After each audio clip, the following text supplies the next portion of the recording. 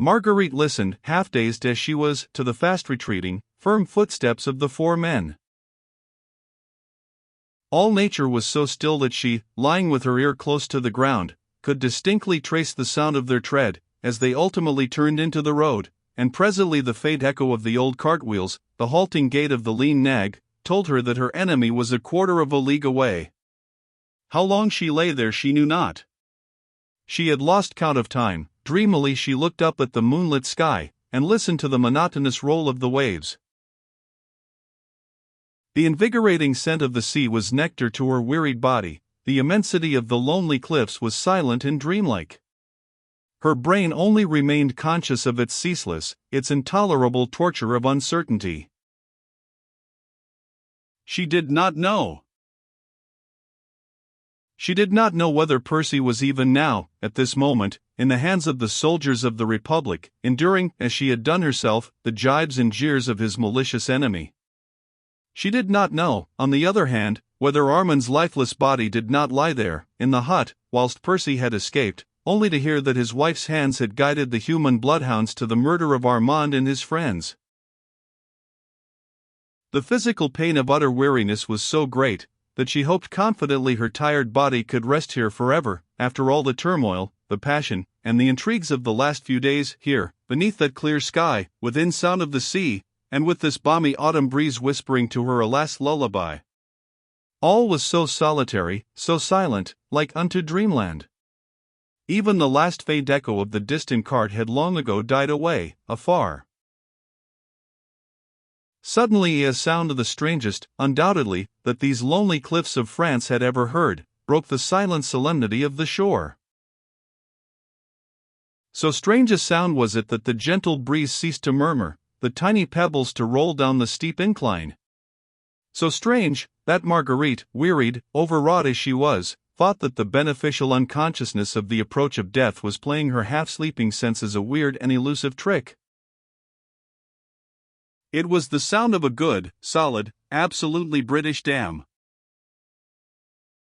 The seagulls in their nests awoke and looked round in astonishment. A distant and solitary owl set up a midnight hoot. The tall cliffs frowned down majestically at the strange, unheard-of sacrilege. Marguerite did not trust her ears.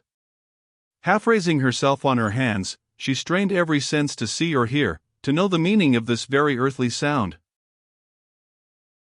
All was still again for the space of a few seconds. The same silence once more fell upon the great and lonely vastness. Then Marguerite, who had listened as in a trance, who felt she must be dreaming with that cool, magnetic moonlight overhead, heard again, and this time her heart stood still, her eyes large and dilated, looked round her, not daring to trust to her other sense. Odds life! But I wish those demmed fellows had not hit quite so hard. This time it was quite unmistakable. Only one particular pair of essentially British lips could have uttered those words, in sleepy, drawly, affected tones. Damn, repeated those same British lips, emphatically. Zounds! But I'm as weak as a rat. In a moment Marguerite was on her feet. Was she dreaming? Were those great, stony cliffs the gates of paradise? Was the fragrant breath of the breeze suddenly caused by the flutter of angels' wings, bringing tidings of unearthly joys to her, after all her suffering, or faint and ill was she the prey of delirium? She listened again, and once again she heard the same very earthly sounds of good, honest British language, not the least akin to whisperings from paradise or flutter of angels' wings.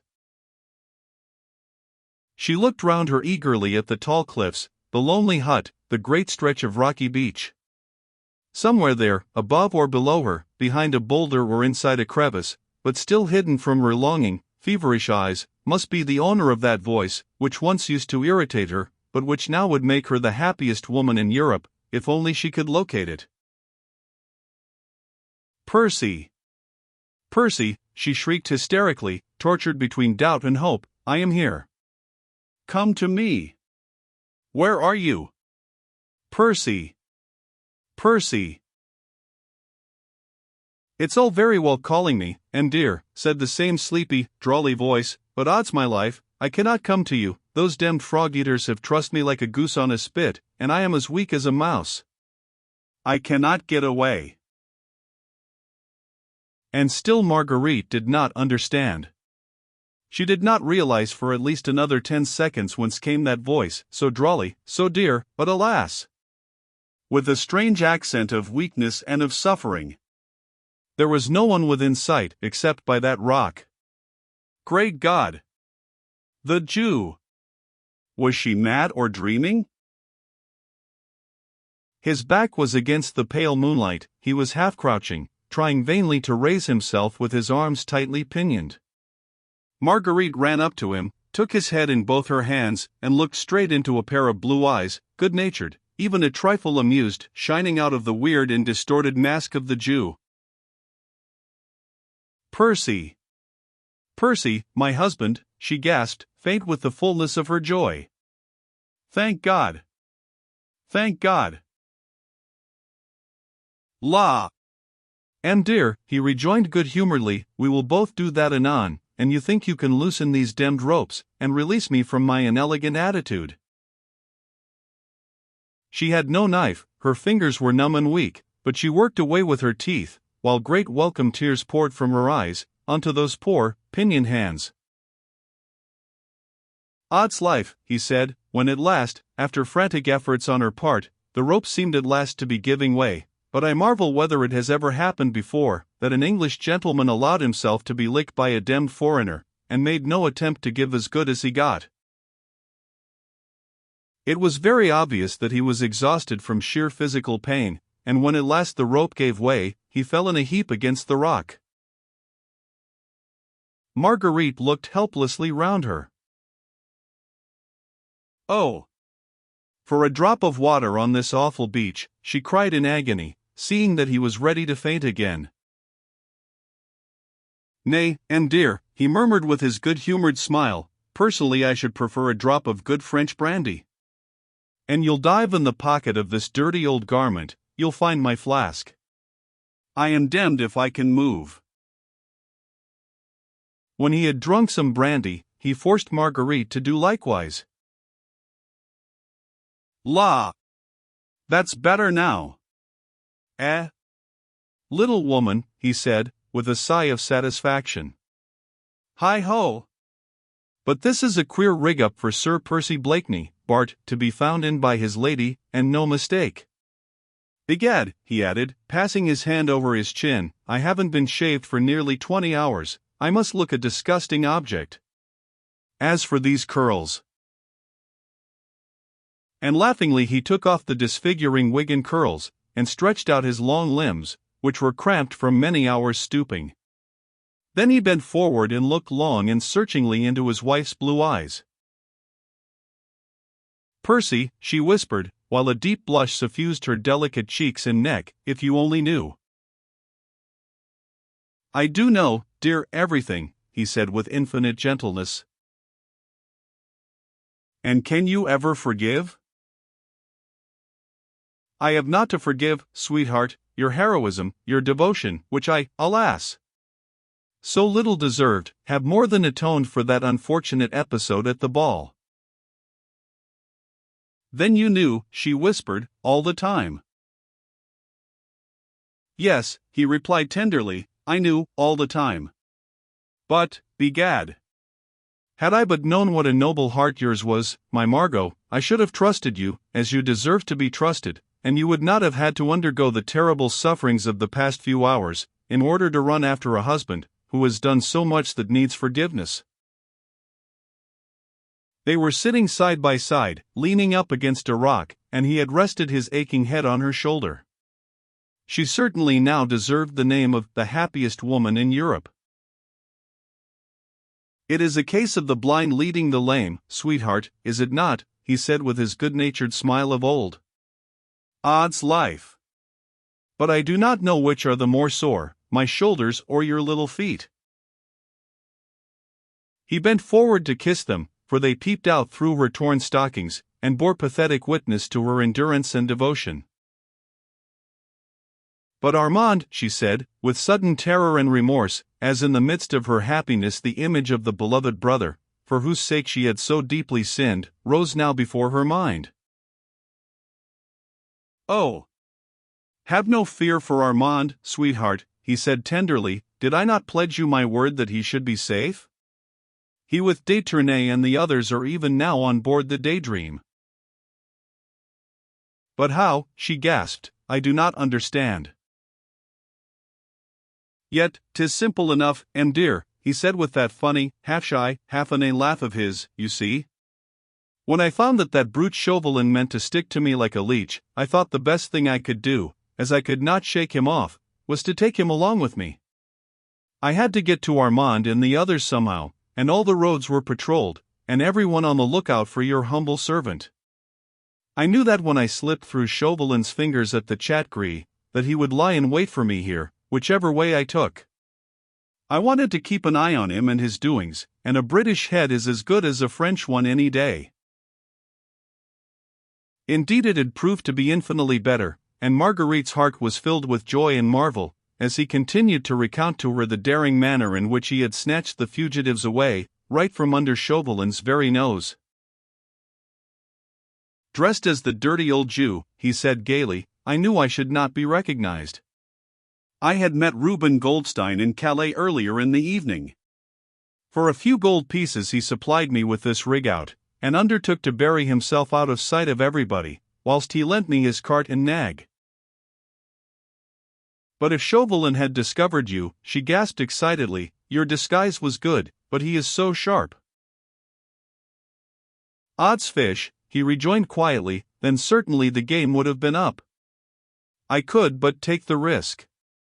I know human nature pretty well by now," he added, with a note of sadness in his cheery, young voice, "and I know these Frenchmen out and out. They so loathe a Jew, that they never come nearer than a couple of yards of him, and begad, I fancy that I contrive to make myself look about as loathsome an object as it is possible to conceive." "Yes, and then?" she asked eagerly. "Zooks, then I carried out my little plan, that is to say, at first I only determined to leave everything to chance, but when I heard Chauvelin giving his orders to the soldiers, I thought that fate and I were going to work together after all. I reckoned on the blind obedience of the soldiers. Chauvelin had ordered them on pain of death not to stir until the tall Englishman came. Desgas had thrown me down in a heap quite close to the hut. The soldiers took no notice of the Jew, who had driven Citoyen Chauvelin to this spot. I managed to free my hands from the ropes, with which the brute had trussed me. I always carry pencil and paper with me wherever I go, and I hastily scrawled a few important instructions on a scrap of paper. Then I looked about me. I crawled up to the hut, under the very noses of the soldiers, who lay under cover without stirring, just as Chauvelin had ordered them to do. Then I dropped my little note into the hut, through a chink in the wall, and waited. In this note I told the fugitives to walk noiselessly out of the hut, creep down the cliffs, keep to the left until they came to the first creek, to give a certain signal, when the boat of the Daydream, which lay in wait not far out to sea, would pick them up. They obeyed implicitly, fortunately for them and for me.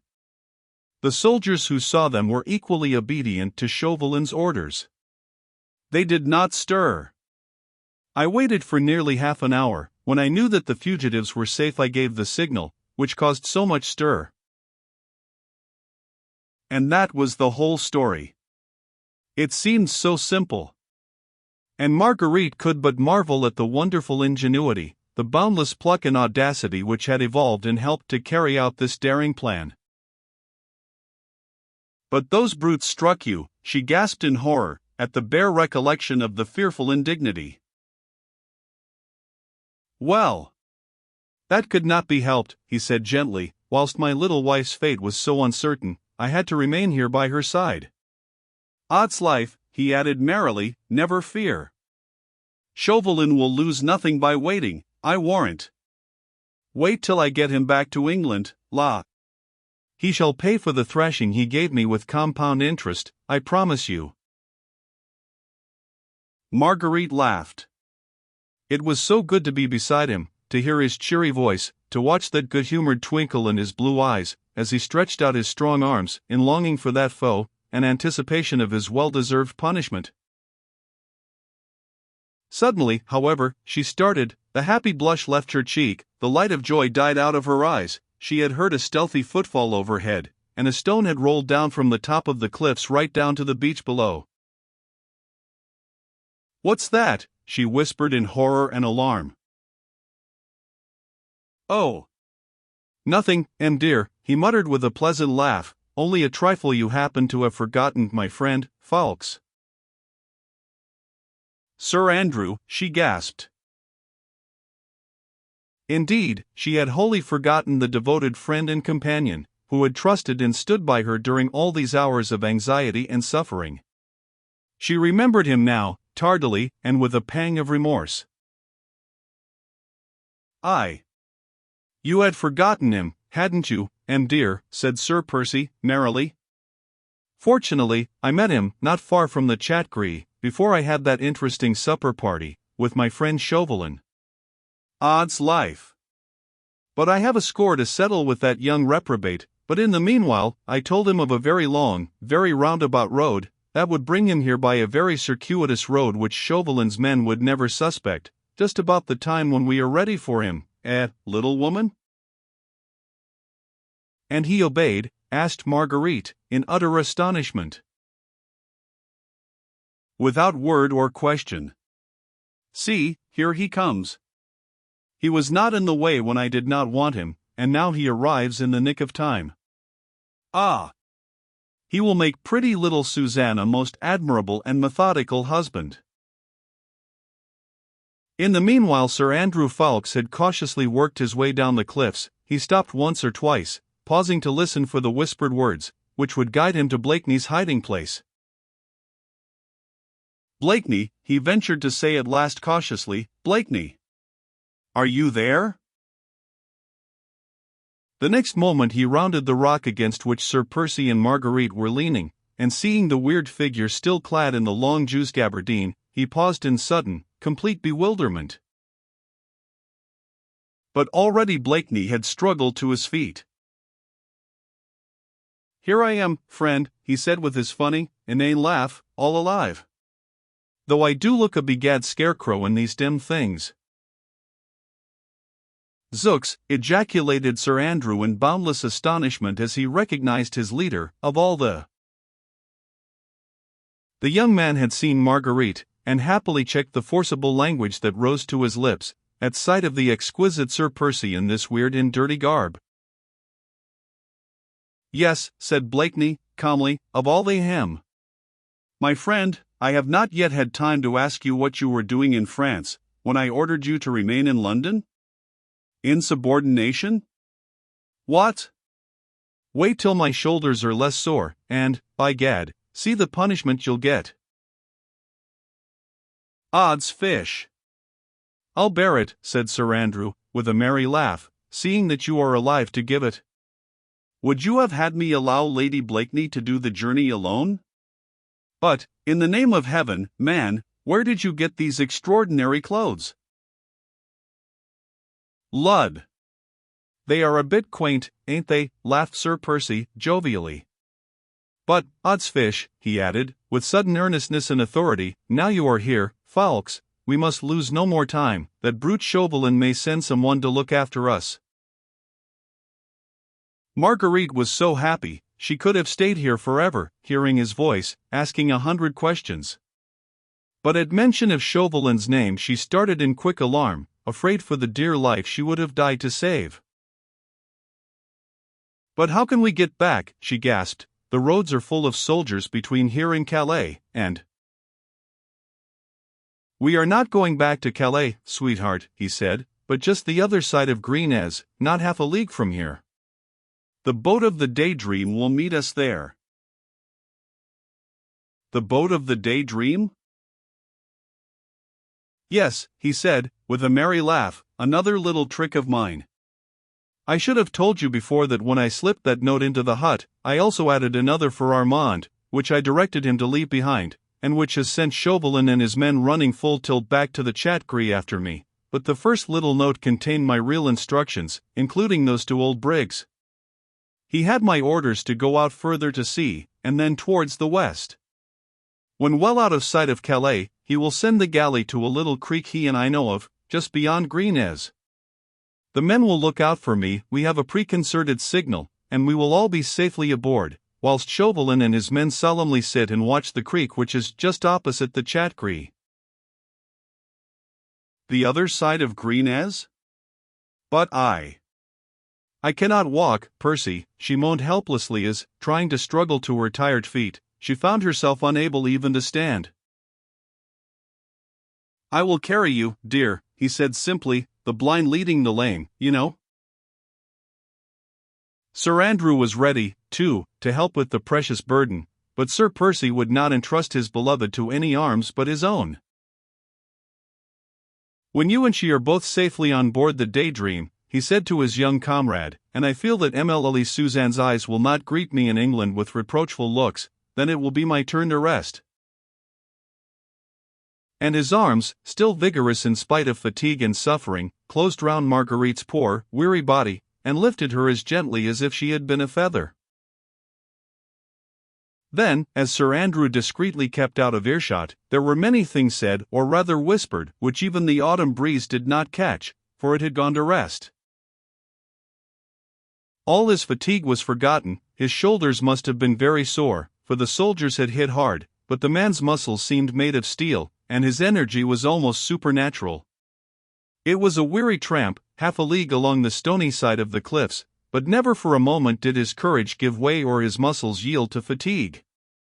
On he tramped, with firm footstep, his vigorous arms encircling the precious burden, and in no doubt, as she lay, quiet and happy, at times lulled to momentary drowsiness, at others watching, through the slowly gathering morning light, the pleasant face with the lazy, drooping blue eyes, ever cheerful, ever illumined with a good-humored smile, she whispered many things, which helped to shorten the weary road, and acted as a soothing balsam to his aching sinews. The many-hued light of dawn was breaking in the east, when at last they reached the creek beyond Greenez.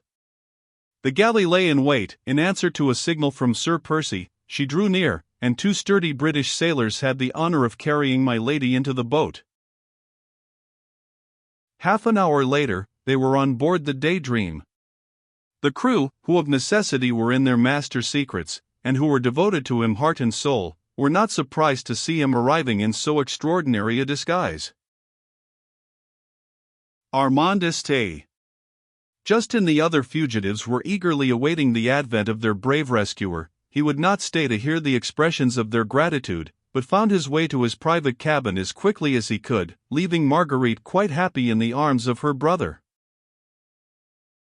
Everything on board the Daydream was fitted with that exquisite luxury, so dear to Sir Percy Blakeney's heart, and by the time they all landed at Dover he had found time to get into some of the sumptuous clothes which he loved, and of which he always kept a supply on board his yacht. The difficulty was to provide Marguerite with a pair of shoes, and great was the little middy's joy when my lady found that she could put foot on English shore in his best pair. The rest is silence, silence and joy for those who had endured so much suffering, yet found at last a great and lasting happiness. But it is on record that at the brilliant wedding of Sir Andrew Ffoulkes, Bart., with Emily Suzanne de Tournay de Basserive, a function at which H.R.H. the Prince of Wales and all the elite of fashionable society were present, the most beautiful woman there was unquestionably Lady Blakeney, whilst the clothes Sir Percy Blakeney wore were the talk of the jeunesse dorée of London for many days. It is also a fact that M. Chauvelin, the accredited agent of the French Republican government, was not present at that or any other social function in London, after that memorable evening at Lord Grenville's ball.